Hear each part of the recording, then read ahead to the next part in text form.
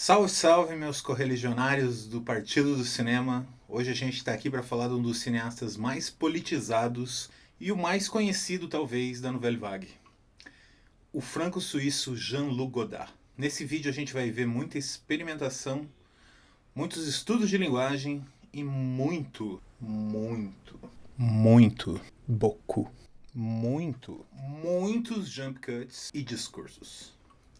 Mas antes disso, dá uma forcinha aqui pra gente, clica em curtir, clica no sininho, compartilha esse vídeo, se inscreve no canal, coloca ele nos fóruns de cinema, nas páginas de cinema no Facebook, no Instagram, no Twitter, aonde vocês puderem, espalhem a boa nova para fazer esse canal funcionar e a gente continuar fazendo esses vídeos por aqui.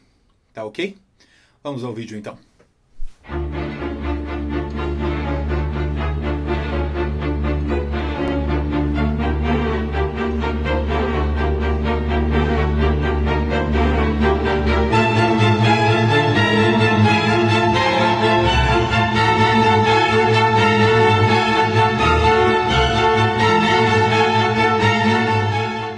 Na década de 1950, o cinema se concentrava em fazer filmes que se afastavam da realidade. Usavam luz artificial e o uso excessivo de estúdio. Havia logicamente um distanciamento entre as plateias e o que era exibido na tela. E era isso que os críticos da renomada revista Cahiers du Cinéma exclamavam naquela época. A necessidade de um novo cinema. Pessoas como Agnès Varda, François Truffaut, Éric Rohmer, Claude Chabrol, Alain Resnais, entre outros, então começaram a fazer seus filmes a seu modo, trazendo um novo estilo e regras, ou melhor, a ausência delas, no que ficou conhecido como Nouvelle Vague. Mas nenhum deles foi tão iconoclasta quanto Jean-Luc Godard. Seu longa de estreia, Acossado, já entra na história do cinema de sola. Sem roteiro definido, mas com uma premissa que gera situações. Jump cuts quebrando a linearidade dos planos, quebra da quarta parede com os personagens olhando diretamente para a câmera, luz natural e filmagens de locação, câmera na mão, improvisos, atuações naturalistas, tudo isso que hoje pode parecer normal, na época foi extremamente inovador. Dando uma liberdade absurda nunca antes vista, fazendo cada artista do mundo sentir que realmente poderia pegar uma câmera e fazer um filme sem precisar de toda aquela artificialidade hollywoodiana. É com a Nouvelle Vague, principalmente com Godard, que o termo cinema de autor ganhou força, dando ao diretor de um filme o peso que um escritor teria sobre sua obra, o que antes cabia aos estúdios e aos empresários financiadores. Outra coisa que os filmes da Nouvelle Vague traziam e acabaram ganhando um peso com Godard foi o existencialismo e o posicionamento político. Não só nos filmes, mas com os artistas diretamente se envolvendo em questões primordiais na Europa e no mundo. Um dos gêneros que mais estava em voga em Hollywood e justamente se distanciava das plateias criando uma ilusão do mundo perfeito eram os musicais de comédia. E foi justamente aí que Godard atacou em Uma Mulher é uma Mulher.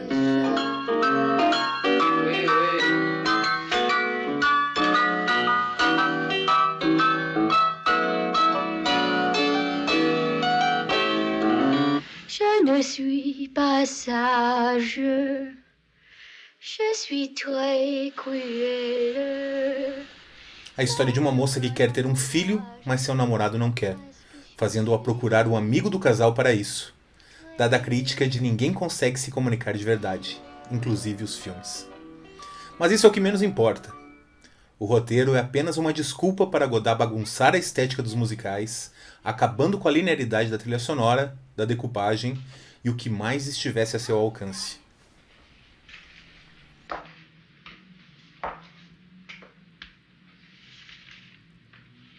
Tu préfères manger du poisson ou de la viande potinée? Émile, Du poisson. et qu'est-ce que tu aurais préféré si tu avais voulu de la viande? Je sais pas. Du veau.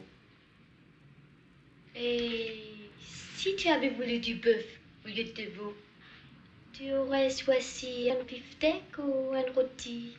Moi, un beefsteak. Et si tu m'avais dit rôti, tu l'aurais aimé bien cuit ou très saignant? Très saignant.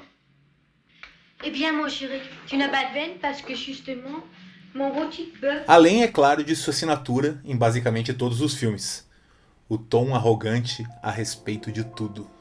E apesar de ser um filme de 61, sim, ele ainda vai incomodar as jovens plateias de hoje devido às experimentações.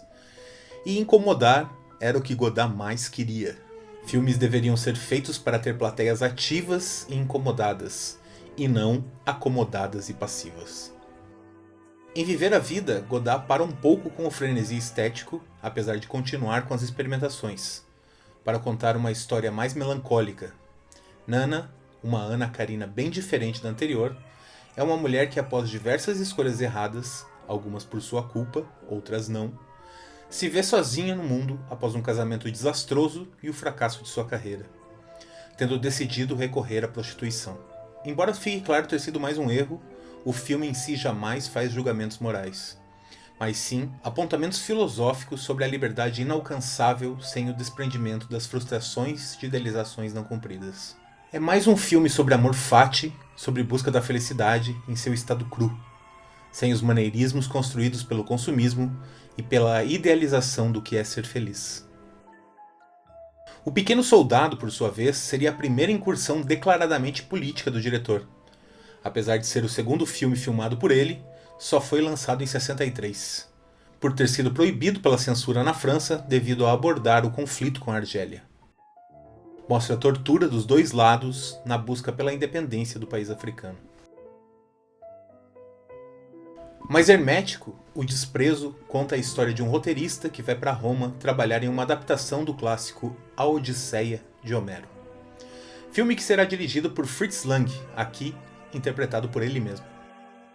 Camille, interpretada por Brigitte Bardot, esposa do roteirista, se sente desprezada por ele e acha que ele quer que ela tenha um caso com o produtor norte-americano. A sequência de achismos vai fazendo a relação do casal se deteriorar ao longo dos dias. E se ainda não deu para reparar, Godard faz claramente uma analogia ao próprio cinema e suas relações entre criação e dinheiro, entre arte e indústria que tomava e ainda toma a maior parte das salas de cinema do mundo. Não faltam contextualizações, mas o início em especial dita as regras, virando a câmera da cena para a própria câmera do filme e citando a famosa frase de André Bazin na voz do próprio Godard. Le cinéma, disait André Bazin, substitue à notre regard un monde qui s'accorde à nos désirs. Le mépris est l'histoire de ce monde.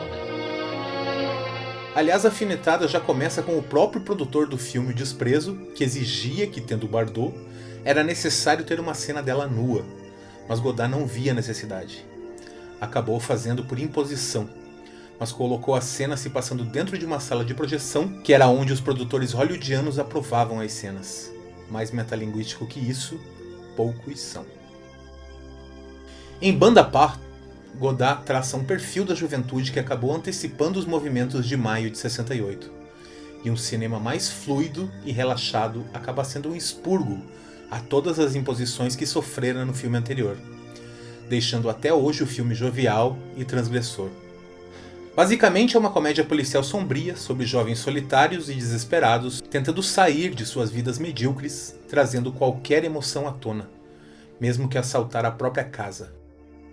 Porém, o processo rende momentos maravilhosos e icônicos do cinema, como a corrida pelo Louvre e a Madison Dance. Em Alphaville de 65, Godard trata de fazer uma ficção científica no ar. Um detetive que precisa ir a uma cidade distópica destruir um computador Alpha 60 programado para abolir todas as emoções humanas.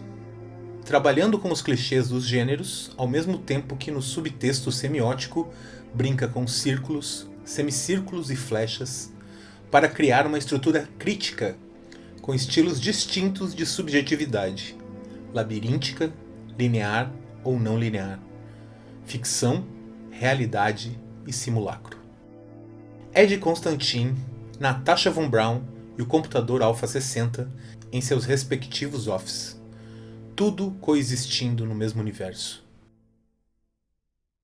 Para ter uma ideia da diversidade criativa de Godard, no mesmo ano filmou O Demônio das 11 Horas, um filme completamente diferente em CinemaScope e Technicolor, usando muito as cores da bandeira francesa para contar a história de Ferdinand, que se sentia preso em obrigações burguesas em um casamento com filhos, quando na verdade sua paixão era pela literatura. Cansado de tudo, decide fugir com uma ex-namorada para uma vida de crimes, em o que se transforma em um road movie ao estilo Bonnie e Clyde. Voyez, elle pense qu'à rigoler. À qui tu parles? Spectateur. Que usa brechas para Godard destilar o forte sentido político como não o fazia desde O Pequeno Soldado. O romance se contrasta apontando para a tragédia entre o intelectualismo maçante de Ferdinand e o hedonismo nihilista de Marianne. Mas o pequeno momento de liberdade rende momentos ótimos que ora pendem para a sátira política, ora para o romance musical. Mas no fundo refletem desesperança e a busca inalcançável pelos sonhos inatingíveis, assim como viver a vida.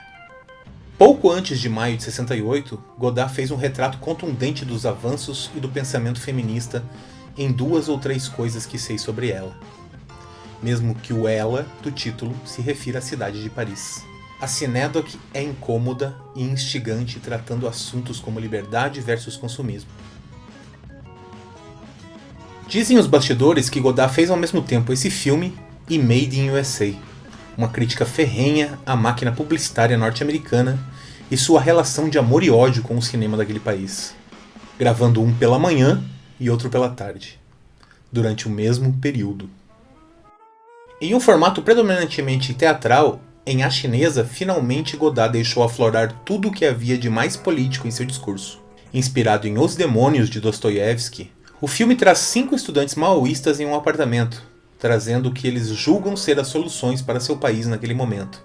O ano era 67, e juntando as explosões de diversas ideologias no mundo, o fervilhar da juventude cada vez mais ávida por conquistar seus direitos, A Chinesa causou revolta e idolatria no mesmo balanço. Mas ainda assim Godard não deixa de fazer crítica aos próprios personagens, como deslumbrados ególatras que por vezes estão completamente deslocados do povo de verdade que vive fora daquelas 4 paredes. Com suas críticas que acabavam direcionadas por debates sexualizados estarem sempre acima de lutas contra a fome, por exemplo. O que acabou um ano depois sendo uma das principais críticas ao maio de 68 pela visão marxista. Entre os estudantes, apenas uma é de classe baixa, e ela sempre é colocada para fazer trabalhos domésticos, enquanto os burgueses leem e falam sobre lutas armadas sem nunca pisar em um campo de batalha. Aos que achavam Godard maniqueísta nesse ponto, foi um balde de água fria, e a reação foi à altura. Vaias, salas depredadas e xingamentos ao diretor por ser um falso revolucionário. O Weekend da Francesa marca uma espécie de fim de primeiro ato, e talvez da fase mais inventiva de Godard. É uma adaptação de A Autoestrada do Sul, de Júlio Cortázar, trazendo uma forte e violenta crítica ao consumismo em um formato quase surrealista aos moldes de Buñuel. Conta a história de um casal burguês que sai para uma viagem de final de semana, um planejando matar o outro, mas são interrompidos pelo apocalipse. O filme é especialmente lembrado pelo longuíssimo travelling mostrando um acidente de trânsito envolvendo mais de 100 carros. As conversas sexuais são monótonas e entediantes, e fazem parte da crítica de Godard às conversões do que parecia restringir todas as lutas enquanto enfraquecia os ideais de igualdade. A supervalorização do sexo faria parte do consumismo, como todos seus vícios, e deveria assim ser tratada. Anárquico e contestador, o filme teve reações divididas novamente, e aparentemente era o que Godard procurava: provocar, nunca agradar. Após 68, seguiu-se então uma sucessão de filmes com forte teor político e cada vez mais experimentais.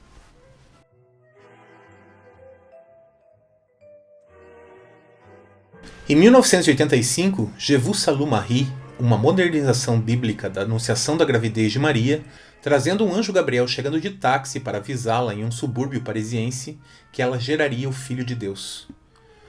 Parecia ser até bem inocente, mas acabou fazendo história por aqui. O caso do Je vous salue Marie, ele é importante aqui no Brasil justamente porque em 85 a gente já não tinha mais censura no Brasil. Porém, por conta do filme ter mexido com alguns assuntos religiosos, causou um certo desconforto do Papa João Paulo II. E aqui no Brasil foi acatado pelo presidente José Sarney, que acabou proibindo o filme em 85, o que aqui no Brasil causou um burburinho, por conta de que, em tese, a gente deveria estar na democracia sem sofrer mais censuras. Então, a gente foi o primeiro filme, e acredito que o único, o último, a ser censurado num período de democracia, pós-ditadura. Quando você ouve o Renato Russo falar que a Mônica queria ver o filme do Godard, quando você ouve o Herbert Viana falando que a liberdade cai por terra aos pés de um filme do Godard, normalmente estão se referindo a esse filme em específico, né? Aqui no Brasil ele acabou se tornando uma coisa maior do que ele era. Era para ser um filme inocente e acabou tomando essas proporções de luta pela liberdade. Alguns de seus últimos filmes se dedicam a levar o cinema um pouco mais além do que já havia ido.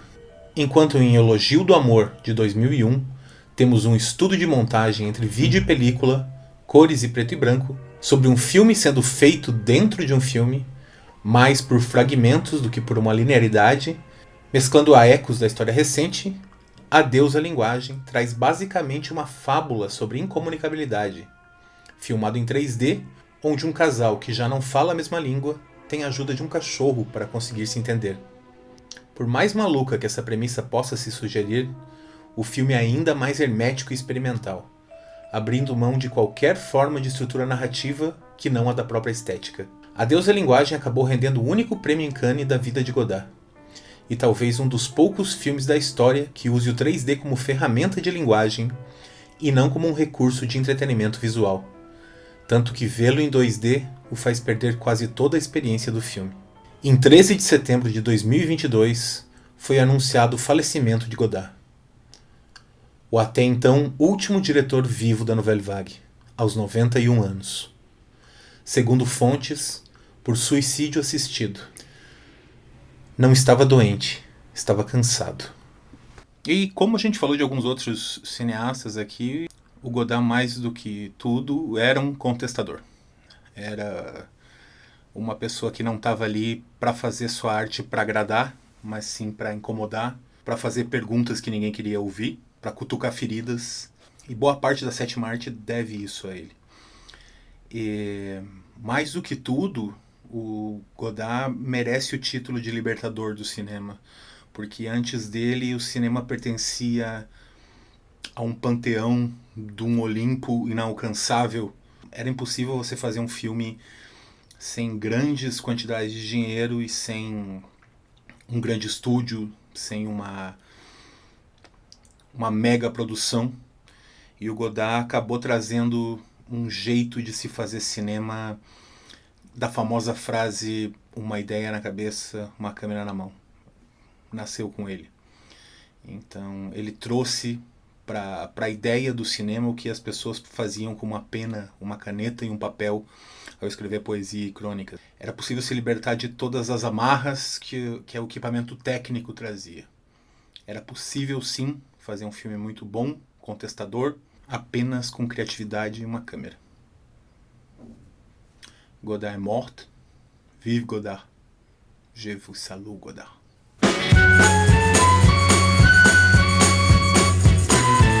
Le Vietnam brûlait, moi je hurle Mao Mao. Johnson rigole et moi je vole Mao Mao. Le napalm coule et moi je roule Mao Mao. Les villes crèvent et moi je rêve Mao Mao. Les putains crient et moi je ris Mao Mao. Le riz est fou et moi je joue Mao